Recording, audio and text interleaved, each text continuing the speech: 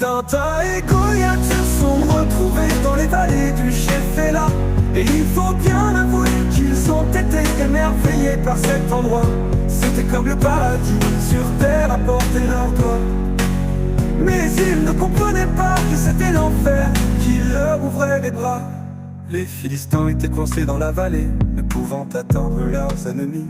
Les assiégés, eux, en demeurant en hauteur, avaient une victoire garantie. La situation pouvait rester figée à jamais ainsi. Mais Tintin a une idée de génie. Pour décider qui va gagner, organisons un duel entre Goliath et n'importe quelle abrutite. Tintin claqua les fesses de son Goliath en lui disant: ça c'est mon champion. En plus ils ont envoyé un avorton qui va l'écraser comme un morpion. 30 secondes plus tard, Goliath s'écroulait sur son gros fion. Tintin ne put que laisser échapper un léger bruit de percussion. Tintin et Goliath se sont retrouvés dans les vallées du Shephélah. Et il faut bien avouer qu'ils ont été émerveillés par cet endroit. C'était comme le paradis sur terre à portée de leurs doigts. Mais ils ne comprenaient pas que c'était l'enfer qui leur ouvrait les bras. Alors il paraît qu'on appelle les Philistins le peuple de la mer. Fût-ce que mes Tintin à la sienne, on ne peut pas dire le contraire.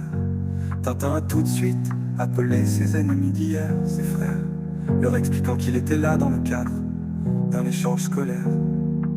Tintin n'a vraiment honte de rien, il va et il vient, un petit peu comme la queue de son chien. Après il les a saoulés en leur expliquant qu'il était aussi réfugié climatique hawaïen. Et sinon dans votre petit club, vous acceptez les végétariens. Tintin et Goliath se sont retrouvés dans les vallées du Shephélah. Et il faut bien avouer qu'ils ont été émerveillés par cet endroit. C'était comme le paradis sur terre à portée de leurs doigts. Mais ils ne comprenaient pas que c'était l'enfer qui leur ouvrait les bras.